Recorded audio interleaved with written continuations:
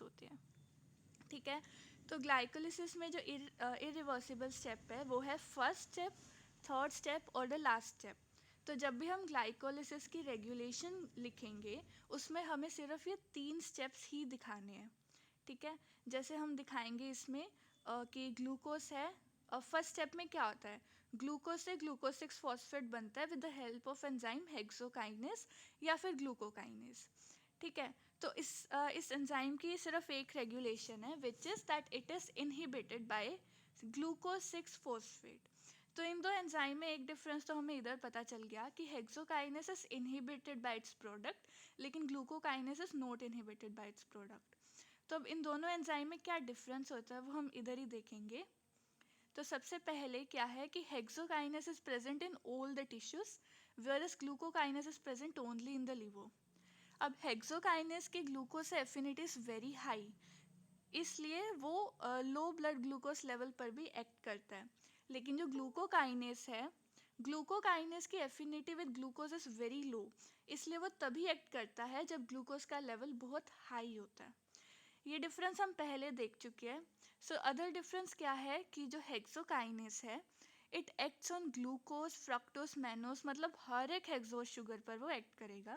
लेकिन जो ग्लूकोकाइनेस है वो सिर्फ ग्लूकोज पर एक्ट करेगा। And the other main difference is कि जो हेक्सोकाइनेस है that is non inducible and जो ग्लूकोकाइनेस है that is induced by insulin. अब ये इंसुलिन से क्यों इंड्यूस्ड होता है और ग्लूकागन से क्यों इंड्यूस नहीं होता, ये जब हम हार्मोनल रेगुलेशन पढ़ेंगे तो समझ आएगा, ठीक है। उसके बाद जो नेक्स्ट चीज़ हमें देखनी है, नेक्स्ट जो इरिवर्सिबल स्टेप है वो है फ्रक्टोज 6 फॉस्फेट से फ्रक्टोज 1,6 बिस फॉस्फेट का बनना, ठीक है। अब इससे पहले एक स्टेप है, उसमें क्या हुआ, ग्लूकोज 6 फॉस्फेट आइसोमराइज हो जाता है फ्रक्टोज 6 फॉस्फेट में। तो अभी फ्रक्टोज 6 फॉस्फेट से फ्रक्टोज 1,6 बिस फॉस्फेट में एक काइनेज एक्ट करता है एंड वो काइनेज का क्या नाम है, फोस्फोफ्रक्टोकाइनेज 1। तो अगर ये फोस्फोफ्रक्टोकाइनेज 1 है तो उधर एक फोस्फोफ्रक्टोकाइनेज 2 भी होगा, तो वो अब हम अभी बाद में देखेंगे। अब इसकी हमें रेगुलेशन देखनी है। इसकी रेगुलेशन के लिए हम एटीपी का कॉन्सेप्ट समझेंगे। वो क्या है कि जैसे ये ग्लाइकोलिसिस का पाथवे है तो उसमें एटीपी बन रही है, तो मतलब कि अगर एटीपी ऑलरेडी बहुत ज़्यादा है तो ये एटीपी क्या करेगी, इस एंजाइम को इनहिबिट करेगी कि अब और एटीपी नहीं चाहिए। एंड उल्ट उसका बिल्कुल अपोजिट होगा कि एएमपी इसे स्टिम्युलेट करेगी, ठीक है। अब एएमपी स्टिम्युलेट कर रही है और एटीपी इनहिबिट कर रही है, ये दो तो याद रखना है और ये आसानी से समझ आ गए। दूसरा क्या याद रखना है कि जो सिट्रेट है वो इसे इनहिबिट करता है।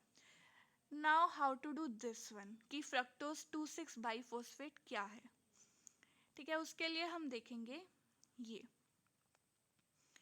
इसमें क्या है कि जब फ्रक्टोज 6 फॉस्फेट कंपाउंड होता है, PFK1 क्या करता है, उसे फ्रक्टोज 1,6 बिसफॉस्फेट में कन्वर्ट करता है। लेकिन जो PFK2 एंजाइम है इसके दो मतलब ये बाई फंक्शनल एंजाइम होता है, तो इसके दो काम है। पहला है काइनेज एक्टिविटी जो कि इसे फ्रक्टोज 2,6 बिसफॉस्फेट में कन्वर्ट करता है, और दूसरी है फॉस्फेटेज एक्टिविटी जो इसका बिल्कुल अपोजिट काम करता है, ठीक है। तो इससे क्या बनता है, फ्रक्टोज 2,6 बिसफॉस्फेट। अब जो फ्रक्टोज 6 फॉस्फेट है वो क्या करता है, वो इसकी काइनेज एक्टिविटी को स्टिम्युलेट करता है और फॉस्फेटेज एक्टिविटी को इनहिबिट करता है, ठीक है। ये हमें याद रखना है। तो अब इधर देखेंगे कि ये जो फ्रक्टोज 2,6 बिसफॉस्फेट था ये क्या है, PFK2 इसे बनाता है।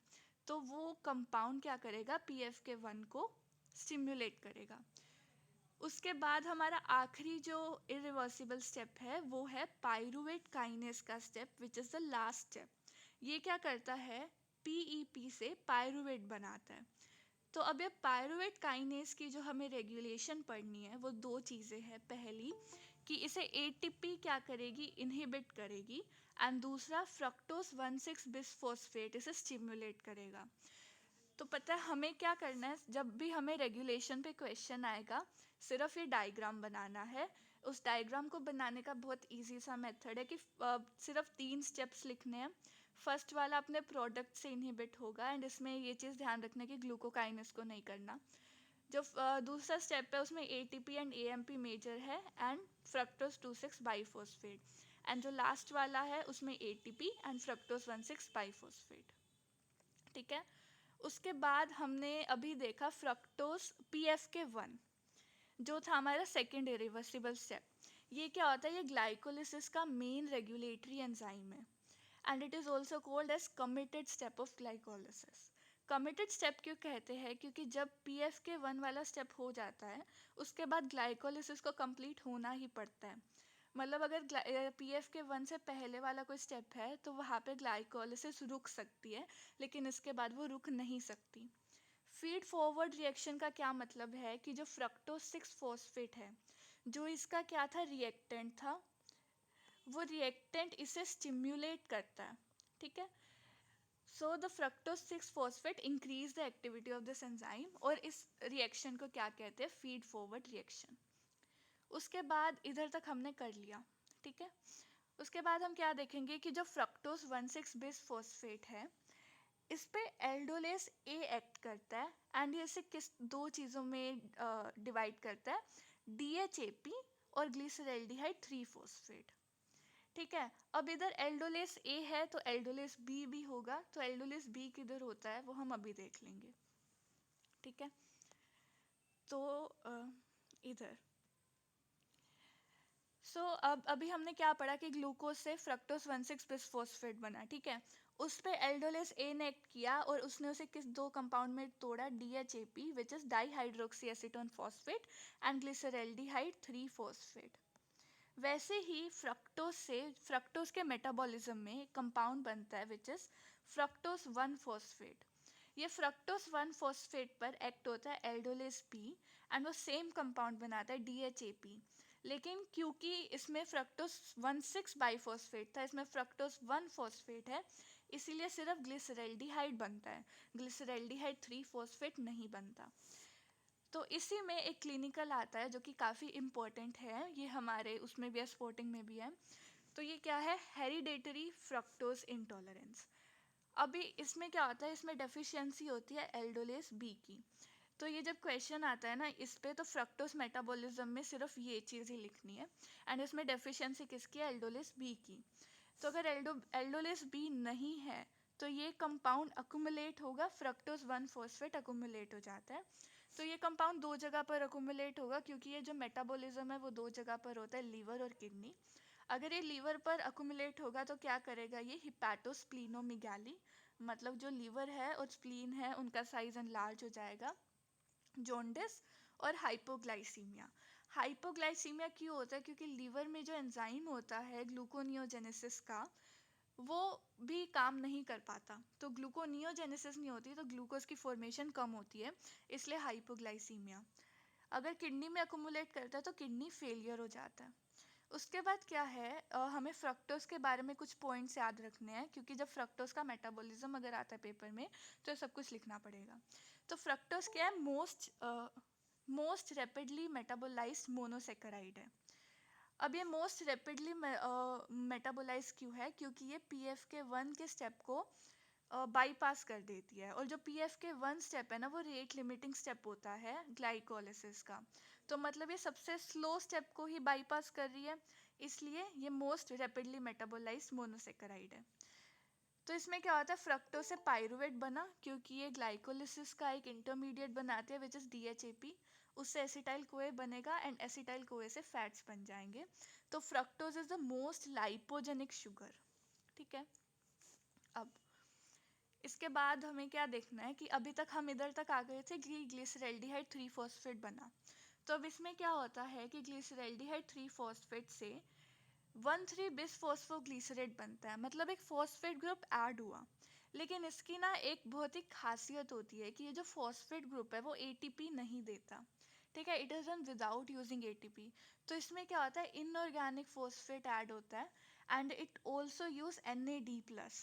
तो NAD+ से NADH बनता है, तो इसमें जो एंजाइम यूज होता है दैट इज डिहाइड्रोजनेज। तो इसमें हमें एक चीज़ याद रखनी है कि जब आर्सेनिक पॉइजनिंग होती है तो इसमें NAD की जगह आर्सेनिक आता है और फॉस्फेट की जगह आर्सिनो ग्रुप ऐड हो जाता है। ठीक है, फिर उसकी स्पॉन्टेनियस हाइड्रोलिसिस होती है, और यहाँ पे क्या एटीपी निकलनी चाहिए थी स्टेप में, लेकिन एटीपी नहीं निकलती, आर्सेनिक निकल जाता है।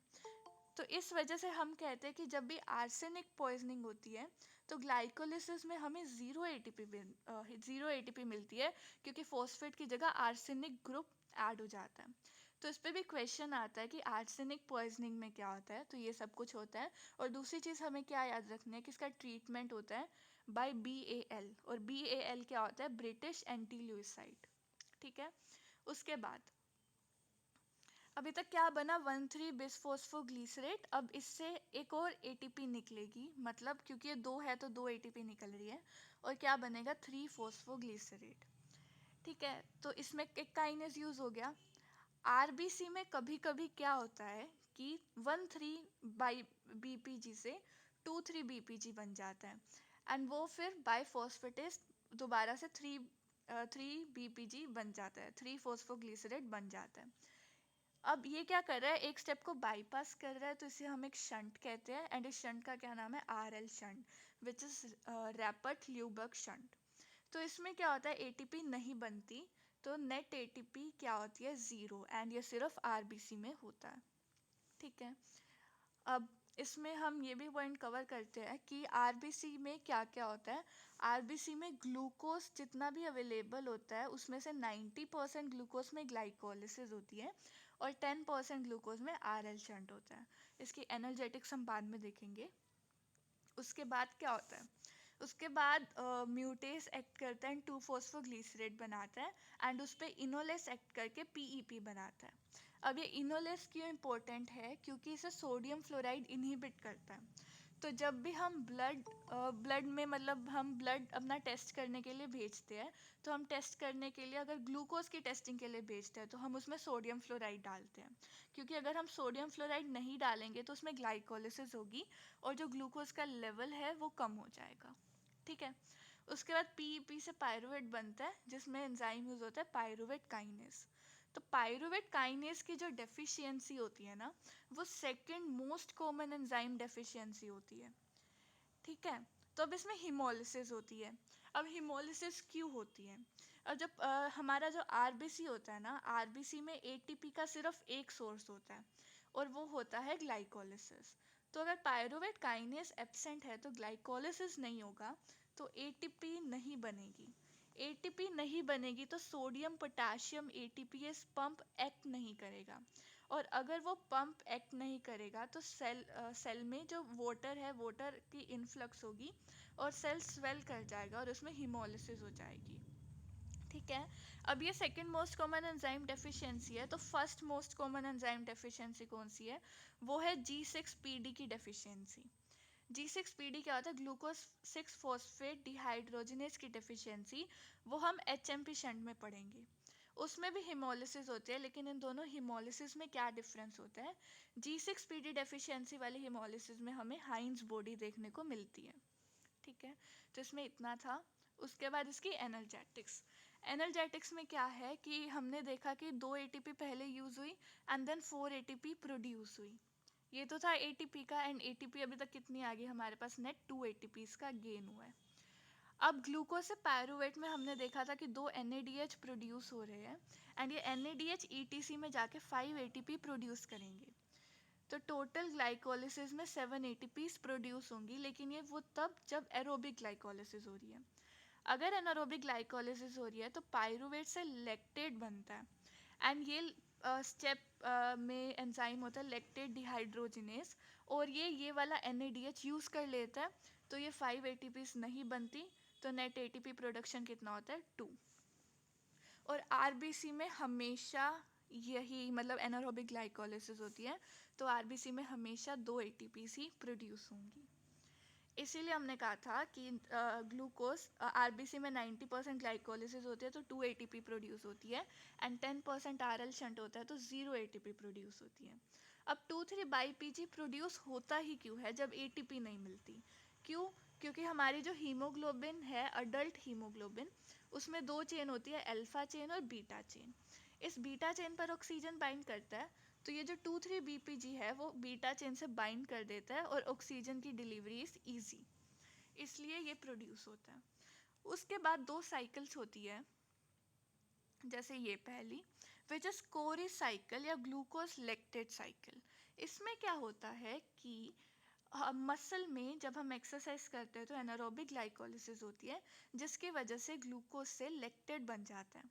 अब ये मसल में अगर लेक्टेट रहेगा तो मसल स्पाज्म होंगे, इसलिए लेक्टेट लीवर में चला जाता है एंड लीवर में ग्लूकोनियोजेनेसिस होती है, जिससे कि ग्लूकोज बन जाता है एंड ये ग्लूकोज दोबारा से मसल में चला जाएगा एंड मसल अपना एनर्जी ले लेगा उस ग्लूकोज से। तो मतलब ये होती है हमारी कोरी साइकिल। एंड अगर ये लेक्टेट किसी वजह से एक्युमुलेट हो रहा है या ज़्यादा बन रहा है तो उसे हम कहते हैं लैक्टिक एसिडोसिस। एंड इसकी ट्रीटमेंट क्या होती है, इंट्रावीनसली हम बाइकार्बोनेट्स देते हैं। इसका बिल्कुल अपोजिट होता है, अगर हम लैक्टेट की जगह एलानिन ले लें तो उस साइकिल को हम कहते हैं ग्लूकोज अलानिन साइकिल या फिर कैहिल साइकिल। ठीक है, और ये हो गया। तो ये था ग्लाइकोलिसिस। अब ग्लाइकोलिसिस में हमें क्या मिला, हमें पायरुवेट मिला। तो अब हम करेंगे लिंक रिएक्शन। लिंक रिएक्शन में क्या होता है, पायरुवेट से एसिटाइल कोए बनाना है। अब पायरुवेट तो था साइटोप्लाज्म में, क्योंकि ग्लाइकोलिसिस साइटोप्लाज्म में हो रही है, लेकिन लिंक रिएक्शन माइटोकॉन्ड्रिया में होगा। तो पायरुवेट अंदर कैसे आता है, साइटोप्लाज्म से माइटोकॉन्ड्रियल मैट्रिक्स में कैसे आएगा। तो आउटर माइटोकॉन्ड्रियल मेम्ब्रेन तो परमिएबल होते हैं, तो वहाँ से तो आ गया, लेकिन जो इनर माइटोकॉन्ड्रियल मेम्ब्रेन होती है वो इम्पर्मिएबल होती है, इसलिए वहाँ पे एक सिम्पोर्ट होता है which is hydrogen pyruvate symporter, proton pyruvate symporter. तो वहाँ से पायरुवेट अंदर आ गया माइटोकॉन्ड्रियल मैट्रिक्स से। अब पायरुवेट से हमें एसिटाइल कोए बनाना है, तो पायरुवेट में 3 कार्बन है, एसिटाइल कोएंजाइम में 2 कार्बन है, तो एक कार्बन डाइऑक्साइड रिलीज हो जाता है एंड उसके बाद इसी में एक NADH की फॉर्मेशन होती है। तो इसमें क्या डिहाइड्रोजिनेशन हुई, तो that's why it is known as pyruvate dehydrogenase complex. तो अब क्योंकि 2 पायरुवेट थे तो 2 NADH प्रोड्यूस होंगे and this 2 NADH through the ETC will produce 5 ATP। तो नेट प्रोडक्शन कितनी हुई ATP की, 5 ATP। अब ये हमें याद रखना है क्योंकि ये शंटिंग में काम आएंगे कि which compounds can cross in the mitochondrial membrane, pyruvate, malate and aspartate, and which compounds cannot cross into mitochondrial membrane, वो होते हैं NADH और oxaloacetate। अब ये जो पूरा रिएक्शन हमने पढ़ा ये इरिवर्सिबल होता है, और इसमें जो पायरुवेट डिहाइड्रोजिनस कॉम्प्लेक्स है इसकी रेगुलेशन क्या होती है, इसमें एंड प्रोडक्ट इनहिबिशन होता है। किससे, इसके प्रोडक्ट्स क्या, एसिटाइल कोएंजाइम और NADH, तो ये दोनों क्या करते हैं, इसे इनहिबिट करते हैं। उसके बाद ये जो पायरुवेट डिहाइड्रोजिनस कॉम्प्लेक्स है इस पर भी क्वेश्चन आता है। तो ये कॉम्प्लेक्स क्या होता है, ये मल्टी एंजाइम कॉम्प्लेक्स है जो कि इनर माइटोकॉन्ड्रियल मेम्ब्रेन पर होता है, और इसका जो रिएक्शन है वो माइटोकॉन्ड्रियल मैट्रिक्स में होता है। इस PDH कॉम्प्लेक्स में 3 एंजाइम होते हैं, E1, E2 और E3। E1 क्या है, पायरुवेट डिहाइड्रोजिनेस, E2 क्या है, डाईहाइड्रोलिपोइल ट्रांसएसिटाइलेस एंड E3 इज डाईहाइड्रोलिपोइल डिहाइड्रोजिनेस। ठीक है, तो ये याद हो जाएगा, आसान है, पहले PDH और फिर डाईहाइड्रोलिपोइल ट्रांसएसिटाइलेस एंड देन DHL डिहाइड्रोजिनेस। ठीक है, उसके बाद इसमें 5 कोएंजाइम यूज होते हैं। तो 5 कोएंजाइम कौन कौन से होते हैं, lipoic acid, B1, B2, B3 और B5। इसमें जो क्लिनिकल आता है नहीं, डिकार्बोक्सिलेस नहीं होता, ट्रांसएसिटाइलेस और डिहाइड्रोजिनेस होता है। ये मैंने कंफर्म किया था हार्पर से भी, उसमें डिकार्बोक्सिलेस नहीं होता। अब जो PDH है और B1, अब इसमें B1 यूज़ हो रहा है तो इन दोनों की डेफिशिएंसी हो सकती है, एंड अगर इन दोनों की डेफिशिएंसी होगी तो पायरुवेट एसिटाइल कोए में नहीं कन्वर्ट होगा, तो पायरुवेट लैक्टेट में कन्वर्ट होगा, और अगर लैक्टेट अकोमुलेट होगा तो उसे हम कहते हैं लैक्टिक एसिडोसिस। अब उसके बाद है कि एसिटाइल कोएंजाइम A इस मेम्ब्रेन को क्रॉस नहीं कर सकता, लेकिन सिट्रेट क्रॉस कर सकता है, तो इसलिए पहले सिट्रेट बनता है और सिट्रेट साइटोप्लाज्म में चला जाता है।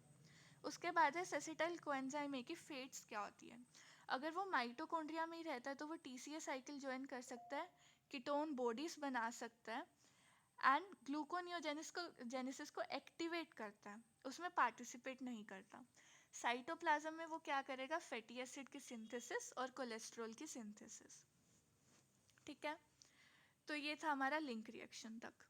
उसके बाद है टीसीए साइकिल। तो टीसीए साइकिल पूरी कोई नहीं पूछता, तो वो याद करने की भी ज़रूरत नहीं। इसमें इम्पोर्टेंट चीज़ क्या है कि ये वाइटल साइकिल है, तो इसमें कोई भी एंजाइम डेफिशिएंसी नहीं होगी। तो अगर ये वाइटल साइकिल है तो इसलिए इसमें कोई भी हार्मोनल कंट्रोल भी नहीं होता। ठीक है, तो इसमें दो मतलब टर्म्स आती है साइकिल में, एम्फीबोलिक और एनाप्लूरोटिक। एम्फीबोलिक का क्या मतलब होता है कि ये एनाबोलिक भी होती है और कैटाबोलिक भी होती है। तो ये एनाबोलिक कैसे होती है? एनाबोलिक का मतलब है कि इससे कुछ बन रहा है, तो इसके जो इंटरमीडिएट्स होते हैं ना, वो कंपाउंड्स की सिंथेसिस करते हैं। जैसे जो सक्सिनाइल कोए इसमें बनता है, सक्सिनाइल कोए हीम कंपाउंड को बनाता है। ठीक है, और कैटाबोलिक का मतलब क्या होता है कि जो भी कार्बोहाइड्रेट, फैट और प्रोटीन का मेटाबॉलिज्म होता है, उससे एसिटाइल कोए बनता है। And acetyl CoA is the starting material of the TCA cycle. तो अगर आता है कि एम्फीबोलिक क्यों कहते हैं इसे, तो ये सब कुछ लिखना है। और दूसरा है एनाप्लूरोटिक। अब मैंने क्या कहा था शुरू में कि वाइटल साइकिल है, और फिर मैंने कहा कि इसके कंपाउंड्स कुछ ना कुछ बनाते भी रहते हैं। तो मतलब कि हमें इसके इंटरमीडिएट्स को रिप्लेनिश करना पड़ेगा। तो ऐसे रिएक्शन जो इसके इंटरमीडिएट्स को दोबारा बनाते हैं, उन रिएक्शंस को कहते हैं एनाप्लूरोटिक रिएक्शन। तो इसके दो एग्जांपल्स हमें याद रखने हैं। पहला है कि पाइरुवेट से ऑक्सैलो एसीटेट का बनना बाय कार्बोक्सिलेज एंजाइम, एंड दूसरा है पाइरुवेट से मैलेट बनना बाय मैलिक एंजाइम। ठीक है, ये क्वेश्चन इंपॉर्टेंट है क्योंकि ये भी क्वेश्चन पूछते हैं वाइवा में कि मैलिक एंजाइम और मैलेट में क्या डिफरेंस होता है। ठीक है, उसके बाद हमें क्या देखना है कि इसमें कोई हार्मोनल कंट्रोल नहीं है, तो हमने कर लिया। उसके बाद सक्सिनाइल कोएंजाइम में से सक्सिनेट बनने में एटीपी प्रोड्यूस नहीं होती, जीटीपी प्रोड्यूस होती है। एंड इसमें एंजाइम कौन सा यूज़ होता है? थायोकाइनेस। अब थायोकाइनेस में हमें ये नहीं समझना कि थायोकाइनेस हमेशा जीटीपी ही प्रोड्यूस करेगा, लेकिन जो थायोकाइनेस है वो लीवो किडनी स्टार्वेशन में सिर्फ इन 3 कंडीशन में जीटीपी प्रोड्यूस करता है, नॉर्मली वो एटीपी ही प्रोड्यूस करता है। उसके बाद सक्सिनेट और सक्सिनेट से फ्यूमरेट बनने में एंजाइम होता है सक्सिनेट डिहाइड्रोजिनेस। अब ये succinate dehydrogenase is inhibited bye malonate, and ये भी इम्पॉर्टेंट है क्योंकि ये कॉम्पिटिटिव इनहिबिशन का सबसे इम्पॉर्टेंट एग्जाम्पल होता है। ठीक है, उसके बाद ये भी क्वेश्चन आता है कि मेलोनेट और मैलेट में क्या डिफरेंस है। तो malonate is the inhibitor and malate क्या होता है? इंटरमीडिएट।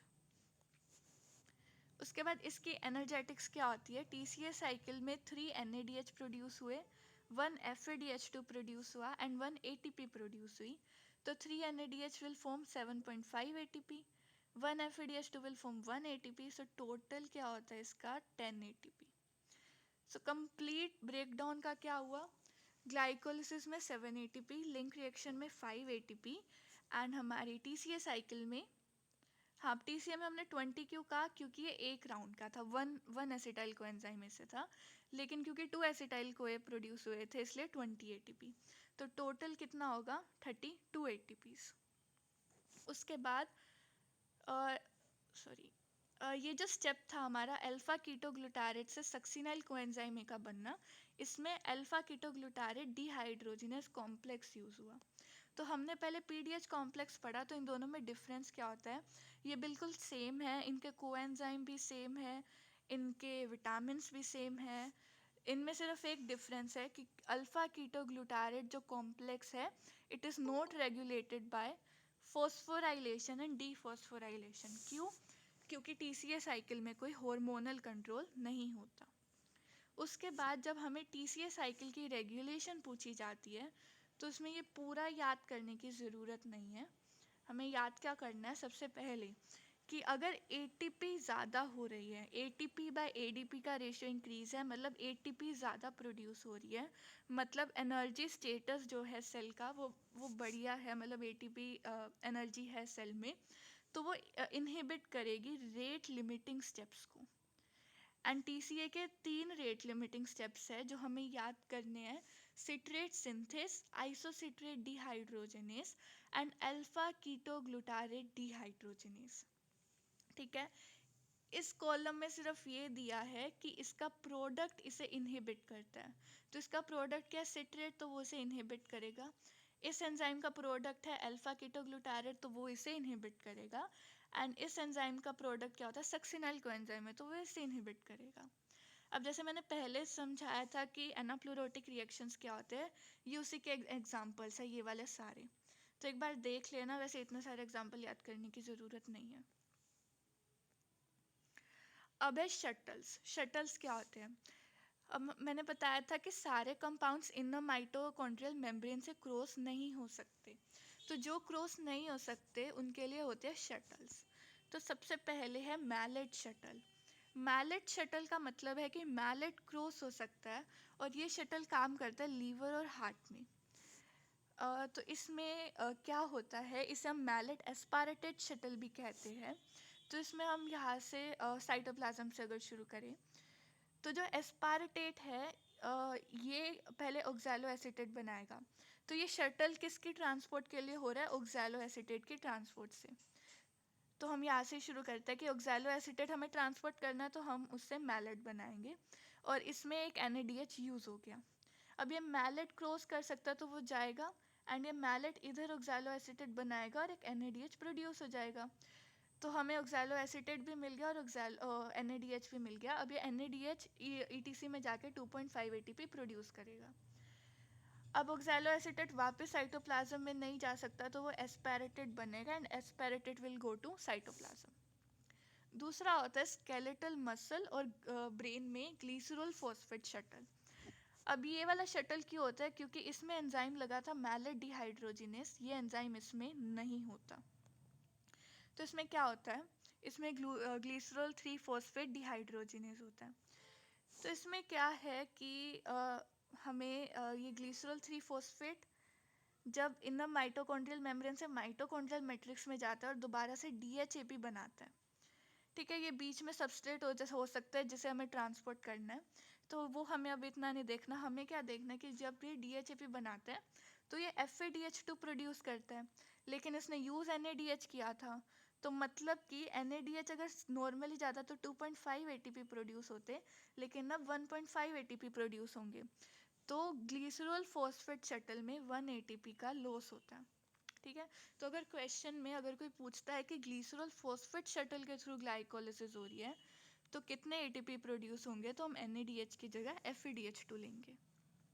ठीक है, उसके बाद है ग्लूकोनियोजेनेसिस। ठीक है, तो ग्लूकोनियोजेनेसिस, एक मिनट, हाँ, तो ग्लूकोनियोजेनेसिस क्या है, ग्लूकोज का बनना पायरुवेट से, और ग्लाइकोलिसिस में क्या हुआ था, ग्लूकोज से पायरुवेट बनना, तो ये उसका उल्टा है। लेकिन ग्लाइकोलिसिस के 3 इरिवर्सिबल स्टेप्स थे, जो थे पायरुवेट काइनेस, PFK1 और हेक्सोकाइनेस। तो इसके लिए हम दूसरे एंजाइम यूज़ करेंगे क्योंकि ये तो इरिवर्सिबल थे। तो पायरुवेट काइनेस की जगह हम यूज़ करते हैं पायरुवेट कार्बोक्सिलेस और पेप्सी की, जो कि हम अभी देखेंगे कि कैसे। PFK1 की जगह ये सिंपल है याद करना कि उसमें फॉस्फेट ऐड करा था, तो इसमें हम फॉस्फेटेज ऐड करेंगे।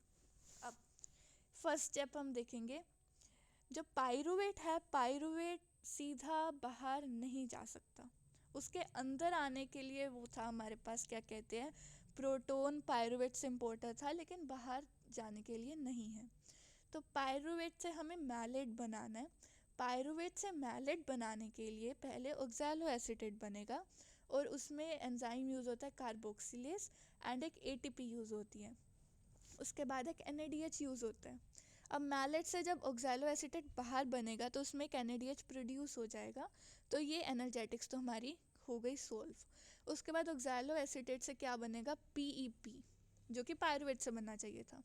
तो इसमें एंजाइम यूज़ होता है फोस्फोइनोइल पायरुवेट कार्बोक्सी काइनेस। काइनेस है तो इसमें एक GTP यूज़ होती है, प्रोड्यूस नहीं होती, यूज़ होती है, और इसमें CO2 रिलीज़ होती है। तो अब इस पूरे चीज में क्या हुआ, 1 GTP is used and 1 ATP is used. ठीक है, उसके बाद मतलब अगर हम एनर्जेटिक्स देखें तो क्या था, 1 ATP 1 GTP हो गया। और जो PG काइनेस है, फोस्फोग्लिसरेट काइनेस है, जो अपोजिट में चलेगा, उसमें 2 ATPs यूज्ड होंगी। तो इस टोटल में हम एनर्जेटिक्स क्या कहते हैं कि 4 ATP and 2 GTP are used. अब ग्लूकोनियोजेनेसिस कौन से सब्सटेंस करते हैं? तो जो सब्सटेंस ग्लूकोनियोजेनेसिस करते हैं उन्हें हम कहते हैं ग्लूकोनियोजेनिक सबस्ट्रेट। अब ये जो सबस्ट्रेट है ये दो तरह के होते हैं। पहले ऐसे सबस्ट्रेट जो कि बिल्कुल नॉन कार्बोहाइड्रेट सोर्सेस से आते हैं, इसके दो एग्जांपल है, ग्लूकोनियोजेनिक अमीनो एसिड एंड प्रोपियोनेट। और दूसरे टाइप ऑफ सबस्ट्रेट क्या होते हैं जो कि कार्बोहाइड्रेट नहीं होते लेकिन वो डिराइव्ड ग्लूकोज से होते हैं, जैसे कि लैक्टेट और ग्लीसरॉल। अब जो मेजर ग्लूकोनियोजेनिक सबस्ट्रेट है वो क्या होता है? Lactate, propionate, glucogenic amino acid and glycerol. ठीक है, ये ग्लूकोनियोजेनिक नहीं था, ग्लूकोजेनिक अमीनो एसिड। अब ग्लूकोजेनिक अमीनो एसिड क्या है? हर एक अमीनो एसिड एक्सेप्ट ल्यूसीन, वो सारे ग्लूकोजेनिक होते हैं। ल्यूसीन क्या है? Leucine is purely ketogenic. क्यों? Because it produce only acetyl coenzyme A, और एसिटाइल कोएंजाइम में ग्लूकोज नहीं बना सकता। और 5 अमीनो एसिड ऐसे होते हैं जो which are both glucogenic and ketogenic, वह leucine, isoleucine and 3 aromatic which are phenylalanine, tyrosine and tryptophan. अब ये क्या है, इसमें हमें ये करना है याद, ये इम्पोर्टेंट है कि लिपिड्स ग्लूकोनियोजेनिक सबस्ट्रेट कैसे होते हैं। तो हमें पता है जब भी लिपिड्स की ब्रेकडाउन होती है वो टूटते हैं फैटी एसिड और ग्लीसरॉल में। ग्लीसरॉल बनाते हैं ग्लिसरैल्डिहाइड 3-फॉस्फेट जो कि ग्लूकोनियोजेनेसिस कर सकते हैं, और fatty acid is broken down into acetyl coenzyme में एंड प्रोपियोनाइल कोएंजाइम में, and a propionyl coenzyme will form succinyl coenzyme में, और ये TCA साइकिल का इंटरमीडिएट है। तो ये पायरुवेट बना देगा और पायरुवेट से ग्लूकोज बन जाएगा। ठीक है, तो इसमें इतना ही है, और एसिटाइल कोएंजाइम में लिपिड सिंथेसिस में चला जाएगा। उसके बाद है रेसिप्रोकल रेगुलेशन, किसकी? ग्लाइकोलिसिस की और ग्लूकोनियोजेनेसिस की। तो अभी देखो ग्लाइकोलिसिस कब होती है, मतलब जब हमारे पास ग्लूकोज बहुत ज़्यादा है, मतलब हम फैट स्टेट में है, तो फैट स्टेट में क्या होगा? फैट स्टेट में ग्लाइकोलिसिस होगी। तो इसमें एक मेजर जो प्रोडक्ट बनता है वो क्या है? Fructose 2,6 bisphosphate. फैट स्टेट में PFK2 एंजाइम एक प्रोडक्ट बनाता है फ्रक्टोज 2,6 बिसफॉस्फेट, एंड ये हमने पहले देखा था, ये स्टिमुलेट करता है PFK1 एंजाइम को, तो इसलिए ग्लाइकोलिसिस होगी।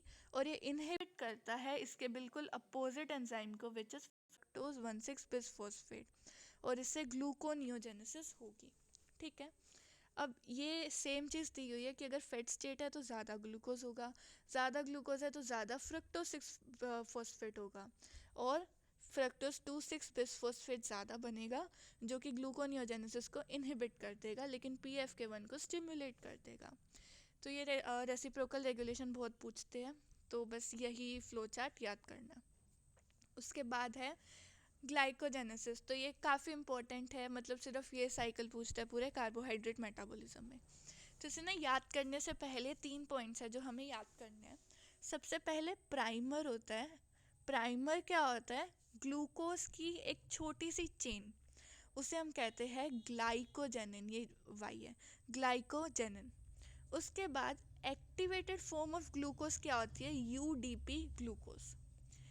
ठीक है, अब क्या करना, हमें UDP ग्लूकोज से ग्लूकोज लेना है और उस ग्लूकोज को ग्लूकोजेनिन को देना है। तो ये काम कौन करता है? Glycogen synthase. तो बस ये 3 पॉइंट अच्छे से समझ लेने हैं, फिर ये साइकिल आसान हो जाती है। अब कोई भी रिएक्शन के लिए ना फॉस्फेट फॉर्म चाहिए होती है उस चीज़ की, तो हम ग्लूकोज को पहले ग्लूकोज 6 फॉस्फेट बनाएंगे by hexokinase, and glucose 6 phosphate से ग्लूकोज 1 फॉस्फेट बनाएंगे बाय म्यूटेस। अब एक ग्लूकोज 1 फॉस्फेट में हम UDP ऐड करेंगे, UDP ऐड करेंगे तो उसे कहते हैं UDP ग्लूकोज, एंड ये एंजाइम क्या होता है? UDP glucose phosphorylase. ठीक है, अब UDP ग्लूकोज बन गया, और हम अब डालते हैं ग्लाइकोजन प्राइमर, और ग्लाइकोजन सिंथेस क्या करेगा? UDP ग्लूकोज से ग्लूकोज लेगा और ग्लाइकोजन प्राइमर में ग्लूकोज डाल देगा, एंड निकल के आ जाता है UDP। अब ये जो ग्लाइकोजन प्राइमर में ग्लूकोज है सेम और UDP ग्लूकोज आते जाएंगे और ग्लूकोज ऐड होते जाएंगे। अब इसमें हमें ब्रांचिंग भी करनी है, तो उसके लिए ब्रांचिंग एंजाइम आएगा। ब्रांचिंग एंजाइम आ गया, फिर से ग्लाइकोजन सिंथेस आएगा, फिर ब्रांचिंग एंजाइम आएगा, फिर ग्लाइकोजन सिंथेस आएगा। तो ये साइकिल चलती रहती है और फाइनली हमें ग्लाइकोजन मिल जाता है। अब तो हमने देखा ग्लाइकोजन का बनना, now we will see glycogenolysis, मतलब ग्लाइकोजन का टूटना। तो इसके लिए पहले हम ये डायग्राम देखते हैं। तो कोई भी अगर ग्लाइकोजन होता है ना, ग्लाइकोजन में दो बॉन्ड होते हैं, अल्फा 1,4 बॉन्ड, जो कि ये इनमें सब में अल्फा 1,4 बॉन्ड बना हुआ है। लेकिन ये ब्रांचिंग पॉइंट में जो बॉन्ड होता है उसे हम कहते हैं अल्फा 1,6 बॉन्ड। ठीक है। तो सबसे पहले जो हम एंजाइम डालते हैं वो होता है फोस्फोराइलेज। एंड फोस्फोराइलेज क्या होता है, ये ग्लूकोज को फोस्फेट देता है और बॉन्ड तोड़ देता है, फिर ग्लूकोज को फोस्फेट देगा और बॉन्ड तोड़ देगा। ऐसे वो ग्लूकोज 1 फोस्फेट रिलीज कर देता है। ये तब तक होगा जब तक कि इस ब्रांच में 4 ग्लूकोज मॉलिक्यूल्स ना बच जाए। तो जब ये 4 ग्लूकोज मॉलिक्यूल बच जाते हैं तब आता है एंजाइम ग्लूकन ट्रांसफरेज।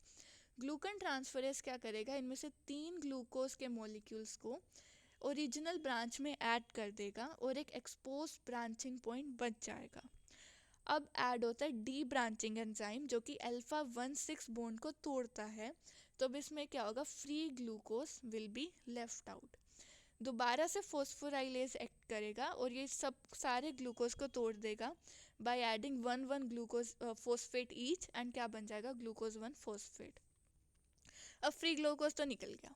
अब ग्लूकोज 1 फॉस्फेट पे एक्ट करता है phosphoglucomutase and it forms glucose 6 phosphate. अब इसमें मसल में तो क्या होता है, इसकी ग्लाइकोलिसिस होकर पायरुवेट बन जाता है। लेकिन लीवर पे ये जो एंजाइम है ये सिर्फ लीवर पे होता है, तो ग्लूकोज 6 फॉस्फेटेज, तो ये क्या बनाएगा, फ्री ग्लूकोज। ठीक है। तो यहाँ पे हमें क्लियर हो गया कि लीवर प्रोड्यूस फ्री ग्लूकोज। ठीक है। तो फ्री ग्लूकोज तो ये स्टिमुलेट होता है बाय हाइपोग्लाइसीमिया, और जो फ्री ग्लूकोज है ये ब्लड में जाएगा and it maintain the blood glucose level. ठीक है, it maintain the blood glucose level. And muscle में क्या होता है, ग्लूकोज 6 फॉस्फेट होता है जिससे ग्लाइकोलिसिस होगी and it obtain the energy from this glucose 6 phosphate. अब एंजाइम के बारे में पढ़ेंगे। पहले तो ग्लाइकोजन फोस्फोराइलेज फोस्फेट को ट्रांसफ़र करता है और B6 विटामिन B6 को यूज़ करता है। कौन से बॉन्ड को ब्रेक करेगा, अल्फा 1,4 बॉन्ड को। कब तक, जब तक कि 4 अल्फा 1,4 बॉन्ड बच ना जाए। एंड एंड प्रोडक्ट क्या देता है, glucose 1 phosphate, and it is the 90% product of glycogenolysis. उसके बाद आता है ग्लूकन ट्रांसफरेज, जो कि 3 रेजिड्यू को ट्रांसफ़र करता है। उसके बाद आता है डी ब्रांचिंग एंजाइम, जो अल्फा 1,6 बॉन्ड को ब्रेक करता है एंड ग्लूकोज फ्री ग्लूकोज बनाता है, which is 10% of the total product. उसके बाद ये जो दो एंजाइम हमने पढ़े 2 और 3, ये क्या है, ये सेम एंजाइम होते हैं विद बाई फंक्शनल एक्टिविटी, मतलब same protein with 2 enzymatic activity, जैसे हमें PFK2 को पढ़ा था। अब ग्लाइकोलिसिस और ग्लूकोनियोजेनेसिस में सेम स्टेप क्या है, हेक्सोकाइनेज या ग्लूकोकाइनेज वाला स्टेप। ठीक है, ये वाला, ओ सॉरी, ठीक है, ये सारे। उसके बाद ये तो हो गया। अब ना ये है हमारा शॉर्ट में पूरा जो अभी तक हमने पढ़ा, कि इसमें तो क्या हुआ, ग्लूकोज से ग्लाइकोजन का बनना, मतलब ग्लाइकोजेनेसिस। और राइट साइड पे क्या दिखाया इसका उल्टा, ग्लाइकोजन से ग्लूकोज का बनना, विच इज़ ग्लाइकोजेनोलिसिस।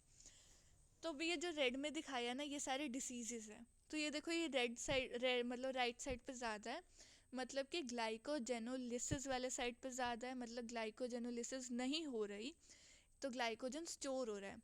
तो इसलिए ये सारे डिसीजेस को हम कहते हैं ग्लाइकोजन स्टोरेज डिसीजेस। तो इसमें हमें सारे के सारे नहीं पढ़ने, 2-3 पढ़ने हैं। फर्स्ट ज़रूर पढ़ना है एंड सिक्स्थ भी पढ़ना है। तो उसमें सबसे पहले हमें क्या देखना है, कि हमने देखा कि लीवर में अगर लीवर में ग्लाइकोजन स्टोरेज डिसीज़ होगा तो हाइपोग्लाइसीमिया होगा। ठीक है। लेकिन अगर मसल में ग्लाइकोजन स्टोरेज डिसीज़ होगा तो muscle cramps and exercise intolerance होगी। ठीक है। उसके बाद ये जो डिसीजेस है, हम सबसे पहले देखेंगे फर्स्ट, GSD1। इसे हम क्या कहते हैं, वोन गियर के डिसीज़। तो वोन गियर के डिसीज़ क्यों होता है, जब ग्लूकोज 6 फॉस्फेटेज एब्सेंट हो। तो ये एंजाइम सिर्फ लीवर में होता है, तो इससे क्या होगा, हाइपोग्लाइसीमिया। एक चीज़ तो हमें पता चल गई। अब इसमें हाइपोग्लाइसीमिया है, मतलब इसमें अब ग्लाइकोलिसिस, ग्लूकोनियोजेनेसिस नहीं होगी। तो ग्लूकोज 6 फॉस्फेट है जो कि ग्लाइकोलिसिस का सबस्ट्रेट है, तो वो लैक्टेट ज़्यादा बनाएगा। तो इसमें क्या होगा, लैक्टिक एसिडोसिस होगा। लैक्टिक एसिडोसिस होगा तो इसमें पायरुवेट से या तो लैक्टेट बनेगा या एसिटाइल कोएंजाइम में बनेगा। अगर एसिटाइल कोएंजाइम में बनेगा तो वो कीटोन बॉडीज बनाएगा, तो कीटोसिस होगा। फैट बनाएगा तो हाइपर ट्राइग्लिसराइडीमिया होगा। और यूरिक एसिड बनाएगा तो हाइपर यूरिसीमिया होगा। और अगर हाइपर यूरिसीमिया है तो वो किडनी में जाकर स्टोर हो जाएगा और वो एनलार्ज किडनीज बनाएगा। एंड क्योंकि ये ग्लाइकोजन स्टोर किधर होता है, लीवर में, तो हिपैटोमेगाली होगी। ठीक है, तो ये सारे तो ऐसे याद हो जाएंगे। उसके बाद हमें क्या याद करना है कि जो सेकंड डिसीज़ होता है, पोम्पीज डिसीज़, ये होता है ड्यू टू एंजाइम आइस सिर्फ माल्टेस। तो एसिड माल्टेस का काम क्या होता है, ये लाइजोसोम में माइनर ग्लाइकोजेनोलिसिस करवाता है। तो Pompe's disease is also known as lysosomal storage disease. ठीक है, उसके बाद हमें ठीक है, मैं कहाँ से रिपीट करूँ?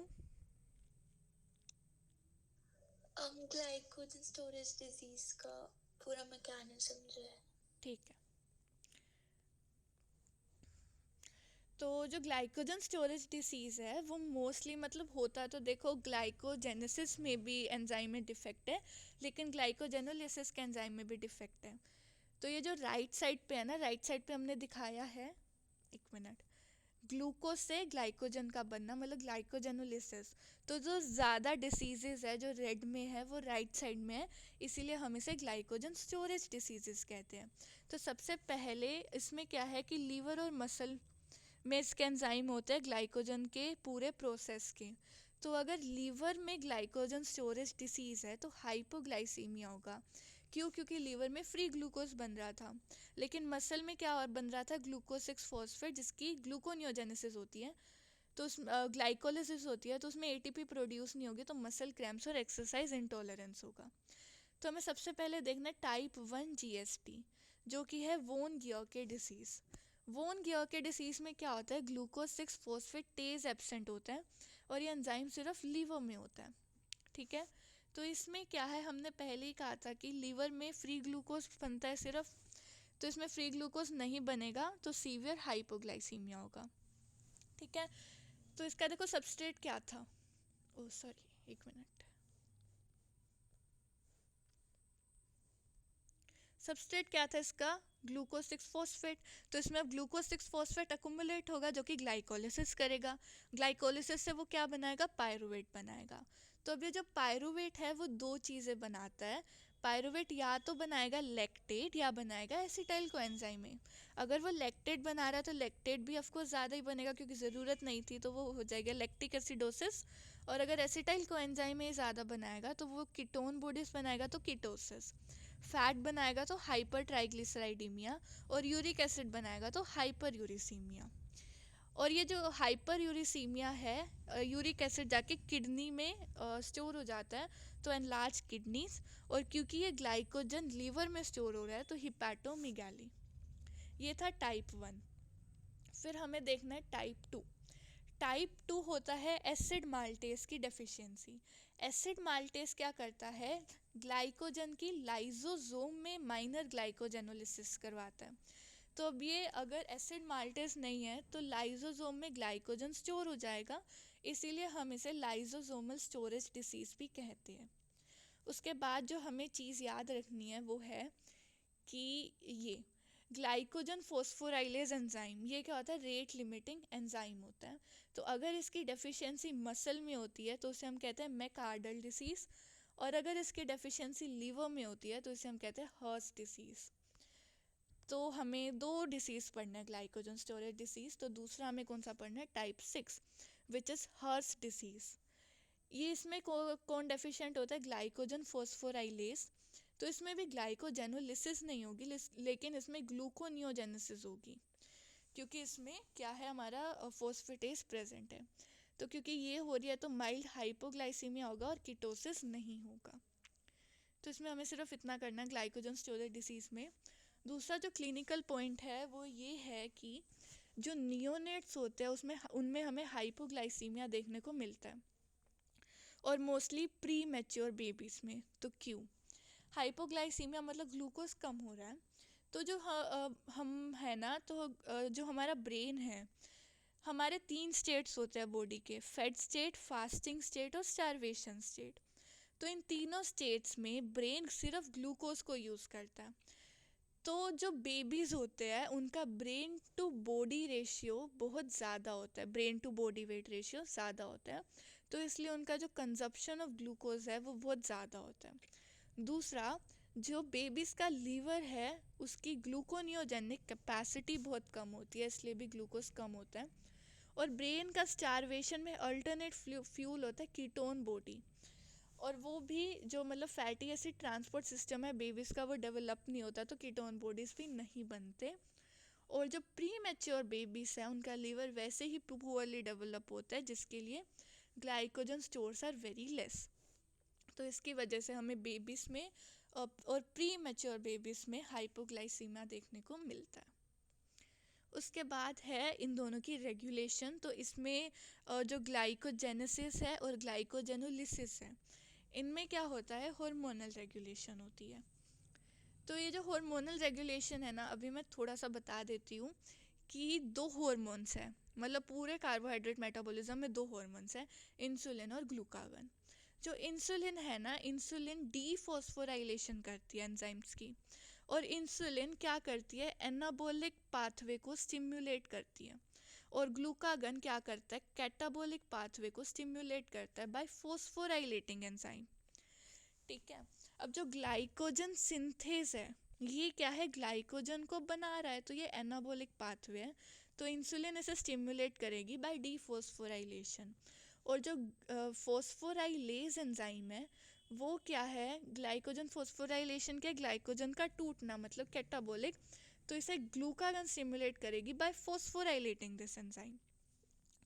ठीक है। तो अब ग्लाइकोजन हम कब बनाएंगे, जब हमारे पास ग्लूकोज बहुत ज़्यादा है, और वो कब होगा, जब हम फैट स्टेट में हैं, और उसका अपोजिट है फास्टिंग में।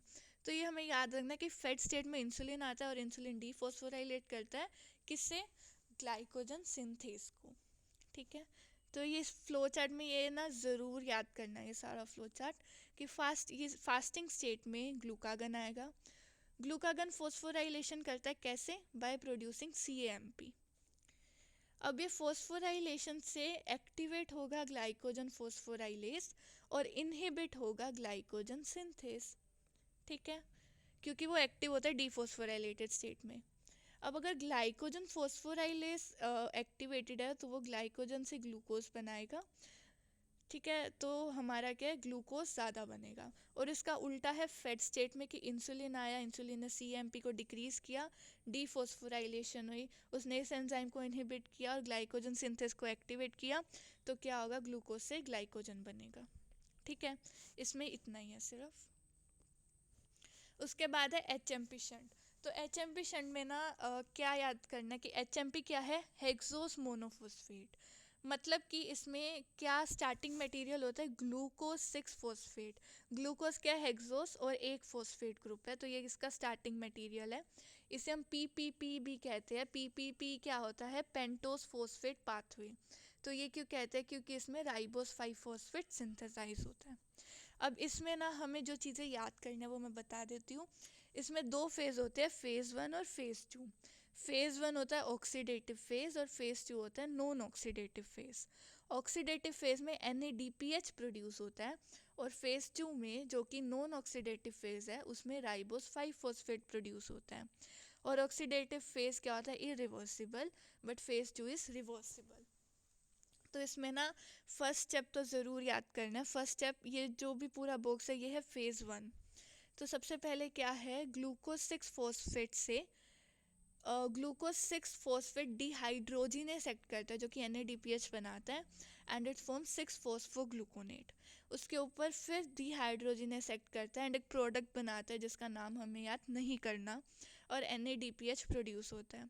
उसके बाद डीकार्बोक्सिलेशन होती है, मतलब एक कार्बन डाइऑक्साइड प्रोड्यूस होता है, and it forms ribulose 5 phosphate. अब this ribulose 5 phosphate is keto group, तो उससे आइसोमराइजेशन होता है and it forms ribose five phosphate जो कि न्यूक्लियोटाइड बनाता है। अब उसके बाद पूरा रिएक्शन याद करने के लिए हमें इतना सा याद करना है कि 3 साइकिल्स होती है। 3 साइकिल्स में G6P आता है और ये 3 बार राइबोलोस 5-फॉस्फेट बनाता है और क्या क्या निकलता है 2 NADPH और 1 CO2। इसके बाद बहुत सारे रीअरेंजमेंट होते हैं with the help of enzyme transketolase and transaldolase और ये प्रोडक्ट्स बनते क्या 1 glyceraldehyde three phosphate 2 fructose six phosphate and 2 glucose six phosphate. ठीक है, तो यही याद करना है कि 3 G6Pi और 6 NADP यूज़ हुए और 6 NADPH प्रोड्यूस हुए, 3 CO2 प्रोड्यूस हुआ और हमने 3 लिए थे और 2 ग्लूकोज 6-फॉस्फेट दोबारा रीजनरेट हो गए और क्या बनता है ग्लिसरल्डिहाइड 3-फॉस्फेट। तो इसमें यही करना। फिर है sites of HMP। Sites of HMP क्या हमें याद करनी है, liver adipose, lactating memory gland, adrenal cortex, gonads, placenta and RBC, ये ज़रूर याद करना है। उसके बाद है नेवर द साइट, क्या होती है नॉन लैक्टेटिंग मेमोरी ग्लैंड और स्किन। उसके बाद है कि RBC में इसका रोल क्या होता है वो हम इधर देखेंगे। RBC में क्या होता है HMP शंट से NADPH प्रोड्यूस होता है और ग्लूटाथायोन रिडक्टेज इसे NADP बनाता है और इन द सेम प्रोसेस क्या होता है जो ग्लूटाथायोन है वो रिड्यूस हो जाता है। ठीक है, और जब ये वापस से ऑक्सीडाइज होता है तो ग्लूटाथायोन परऑक्सीडेज H2O2 से H2O दोबारा कन्वर्ट कर देते हैं। ठीक है, मतलब अब जो ग्लूटाथायोन क्या होता है ये इंपॉर्टेंट है। ग्लूटाथायोन क्या होता है, ग्लूटाथायोन ट्राईपेप्टाइड है, मतलब ये 3 अमीनो एसिड से बना होता है। तो अब ये 3 अमीनो एसिड याद कैसे करने हैं, पहला ग्लूटा, ग्लूटा से ग्लूटामेट, फिर है थाई, थाई से हमें सल्फर याद आता है तो सिस्टीन एंड वन का मतलब सबसे छोटा अमीनो एसिड तो ग्लाइसिन। तो ये 3 अमीनो एसिड का बना होता है ग्लूटाथायोन। तो इसका फंक्शन क्या है, H2O2 को ख़त्म करता है, मतलब ये फ्री रेडिकल्स को ख़त्म करता है RBC में। उसके बाद ये इम्पोर्टेंट है कि जो HMP है उसमें फेज 2 में एक एंजाइम यूज़ हुआ था विच इज़ ट्रांसकीटोलेज। अब ये transketolase require vitamin B1 and magnesium. तो विटामिन B1 के लिए कौन सा एंजाइम हुआ मार्कर, ट्रांसकीटोलेज। ठीक है, और B2 डेफिशिएंसी के लिए इधर था तो कौन सा एंजाइम होता है, ग्लूटाथायोन रिडक्टेज। तो इसमें ये आता है clinical Wernicke's Korsakoff syndrome which is due to transketolase deficiency. इसमें होता क्या है, इसमें रिड्यूस एफिनिटी फॉर थायामीन होता है, memory loss, partial paralysis more common in alcoholics या जिनकी डाइट में थायामीन कम होता है। तो इसकी ट्रीटमेंट क्या होती है, वाइटामिन के सप्लीमेंट देना। फिर है G6PD डेफिशिएंसी में क्या होता है कि HMP शंट नहीं होगा, NADPH प्रोड्यूस नहीं होगा, तो RBC में H2O2 इंक्रीज हो जाएगा जो कि RBC की वॉल को ब्रेक डाउन कर देगा जिसकी वजह से हीमोलिटिक अनीमिया होगा। ठीक है, कोई डाउट है किसी को अभी तक? ठीक है, चलो उसके बाद है NADPH के रोल्स। NADPH का काम क्या होता है ये भी शॉर्ट नोट आता है। सबसे पहले ये रिडक्टिव लिपिड बायोसिंथेसिस में यूज़ होता है जो कि लिपिड मेटाबॉलिज्म में आएगा। फिर फ्री रेडिकल स्कैवेंजिंग, जैसे कि हमने पढ़ा अभी ग्लूटाथायोन रिडक्टेज वाला, वो उसमें से फ्री रेडिकल को ख़त्म कर रहा है, H2O2 को ख़त्म कर रहा है। उसके बाद RBC मेम्ब्रेन फ्रेजिलिटी सेम है, NADPH क्या करता है, फ्री रेडिकल को ख़त्म करता है। उसके बाद है प्रिवेंशन ऑफ मेटहीमोग्लोबिन फॉर्मेशन। अच्छा चलो स्लो करती हूँ, रुक जाओ। ठीक है, तो देखो ये क्या करता है, प्रिवेंशन ऑफ मेटहीमोग्लोबिन फॉर्मेशन। तो ये कैसे होता है, मेटहीमोग्लोबिन है, मेटहीमोग्लोबिन में क्या होता है, Fe3+ होता है और ये मेटहीमोग्लोबिन से सिंपल हीमोग्लोबिन बनता है बाय ऑक्सीड रिडक्शन। तो इसमें रिडक्टेज एंजाइम एक्ट करता है, मेटहीमोग्लोबिन रिडक्टेज। तो ये जब रिडक्टेज एक्ट करता है तो इसका काउंटर पार्ट रिएक्शन क्या होता है, NADPH से NADP का बनना। तो इस तरह से ये मेटहीमोग्लोबिन की फॉर्मेशन को प्रिवेंट करता है। उसके बाद है डिटॉक्सिफिकेशन ऑफ ड्रग्स जो कि हम जीनोबायोटिक्स में पढ़ेंगे। फिर है बैक्टीरिसाइडल एक्शन ऑफ मैक्रोफेज जो कि फ्री रेडिकल्स वाले चैप्टर में आएगा। तो अभी के लिए ये याद रखने हैं सारे पॉइंट्स, NADPH का रोल क्या होता है। उसके बाद है uronic acid pathway. Uronic acid pathway का हमें पाथवे याद नहीं करना, ये मैंने ऐसे ही डाला है। तो ये भी क्या होता है, माइनर पाथवे ग्लूकोज की ऑक्सीडेशन का। तो हमने कहा था कि HMP शंट भी माइनर पाथवे है, तो मतलब ये दोनों थोड़े से सिमिलर होंगे। तो इनमें सिमिलैरिटीज़ क्या होती है, ये वाइवा में आता है क्वेश्चन। सिमिलैरिटीज़ क्या है, दोनों माइनर पाथवे है, दोनों ग्लूकोज 6 फॉस्फेट से स्टार्ट होंगे, दोनों में ATP नहीं बनती और दोनों साइटोप्लाज्म में होते हैं। तो ये होते ही क्यों है अगर ATP नहीं बनती? तो क्यों होते हैं, क्योंकि इसमें 3 बहुत इंपॉर्टेंट कंपाउंड्स बनते हैं, ग्लूक्यूरोनिक एसिड, एस्कॉर्बिक एसिड और पेंटोस शुगर।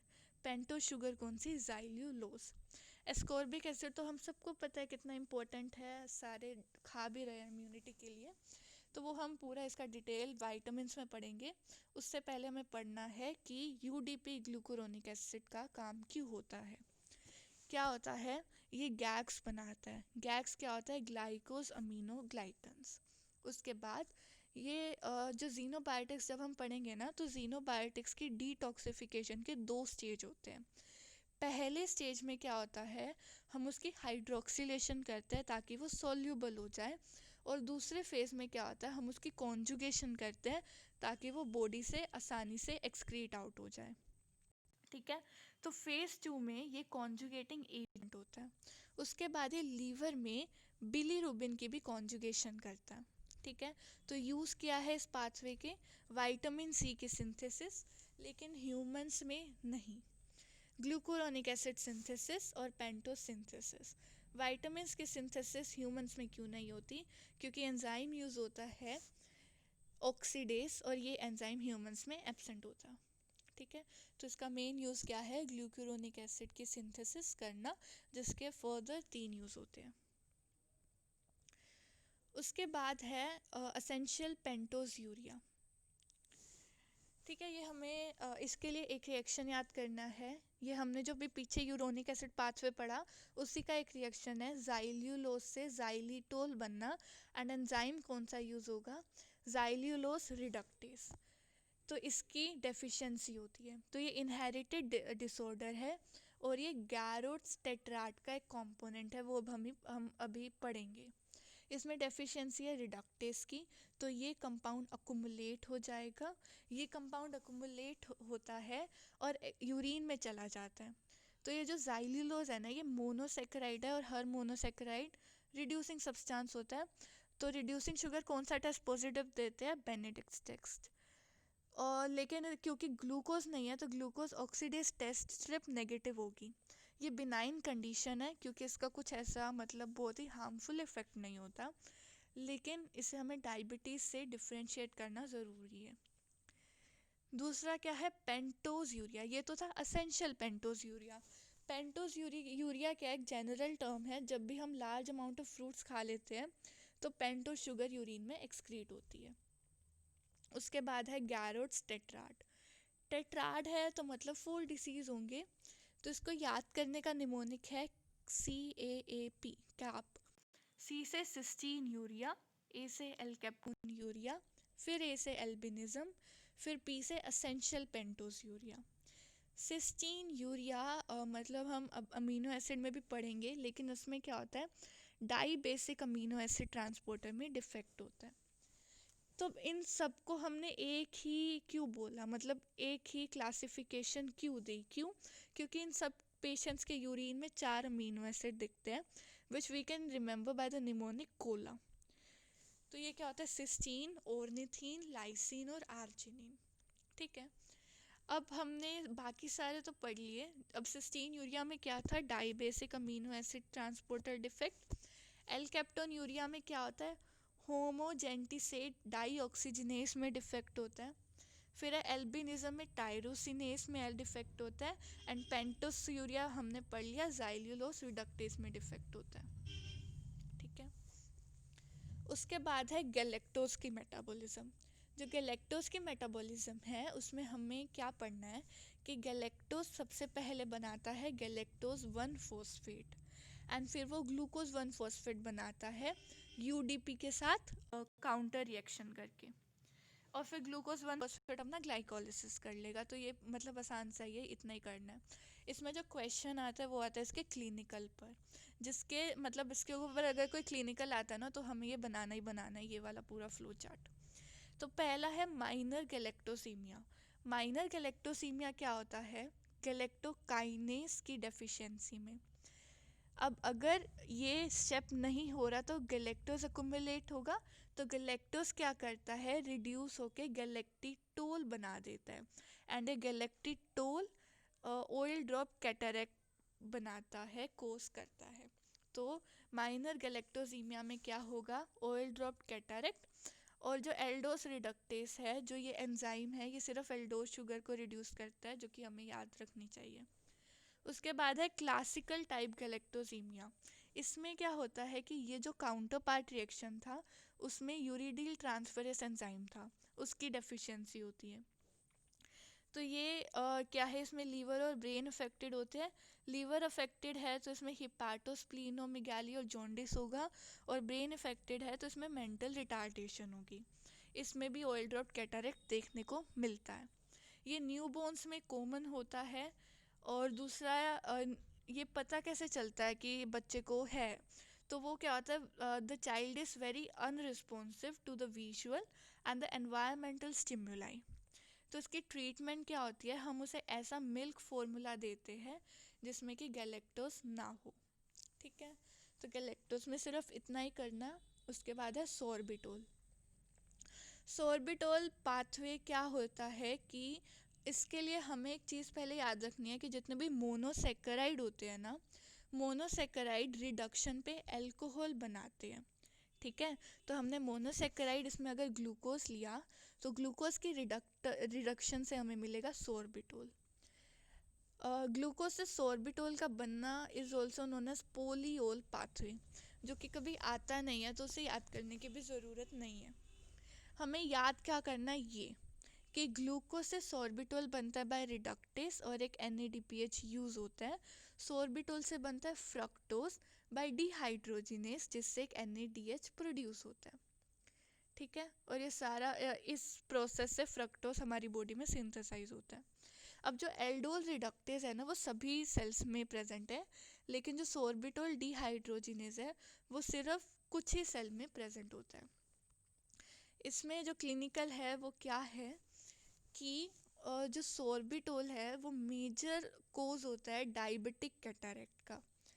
ठीक है, डायबिटिक कैटरेक्ट, इसमें क्या होता है? लेंस की ऑस्मोलैरिटी बढ़ जाती है बिकॉज ऑफ सोर्बिटोल की एकुमुलेशन। तो सोर्बिटोल क्या करता है? हमारे आई के लेंस में एक प्रोटीन होता है नोन एज क्रिस्टालिन। तो सोर्बिटोल इस क्रिस्टालिन के स्ट्रक्चर को अफेक्ट करता है, जिसकी वजह से प्रोटीन की डीनेचरेशन होती है। अब सोर्बिटोल के अकुमुलेशन से ऑक्सीडेशन स्ट्रेस बढ़ जाता है। एंड इस ऑक्सीडेशन स्ट्रेस क्यों बढ़ता है? क्योंकि इसमें NADPH का डिक्रीज हो जाता है। ठीक है, अब इसमें क्या देखो, सोर्बिटोल बढ़ रहा है मतलब NADPH ज़्यादा प्रोड्यूस हो रहा है। अब ये क्यों हो रहा है? क्योंकि डायबिटीज़ में ग्लूकोज बढ़ जाता है, तो ग्लूकोज से सोर्बिटोल ज़्यादा बढ़ता है, तो इसमें NADPH ज़्यादा यूज़ हो रहा है, तो ऑक्सीडेटिव स्ट्रेस ज़्यादा बढ़ेगा। अब ये जो सोर्बिटोल है ना, ये डिफ्यूज़ बहुत पुअरली होता है, इसलिए अकुमुलेट हो जाता है हमारे आई के लेंस में। तो इसका सेम मैकेनिज्म है कि जब भी डायबिटीज़ मेलाइटस होता है उसमें नेफ्रोपैथी और न्यूरोपैथी क्यों होती है। तो ये वही पाथवे, ये वही पोलियोल पाथवे जो हमने अभी किया कि ग्लूकोज से सोर्बिटोल और फ्रक्टोज का बनना, तो ये सेम चीज़ है। उसके बाद लास्ट चीज़ है हमारी कार्बोहाइड्रेट मेटाबॉलिज्म में लेक्टोज। लेक्टोज में हमें क्या देखना है कि lactose is broken down into galactose and glucose by the enzyme lactase.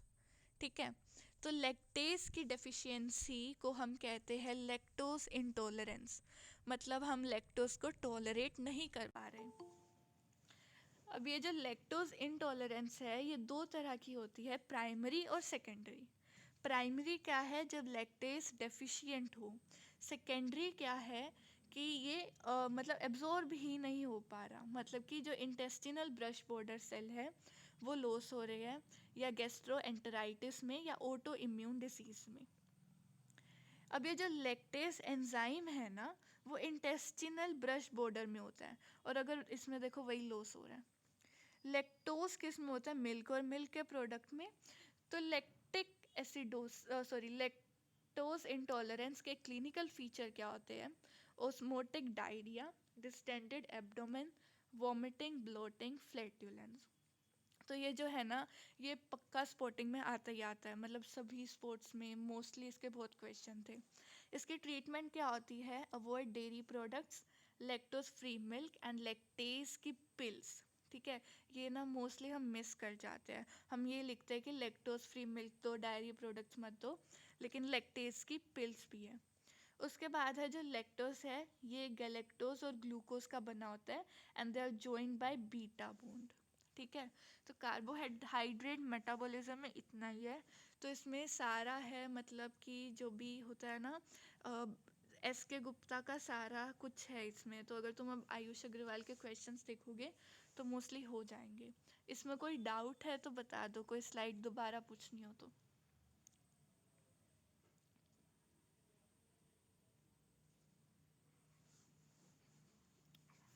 कोई डाउट है, कुछ दोबारा पूछना है तो बता देना। समझ आया?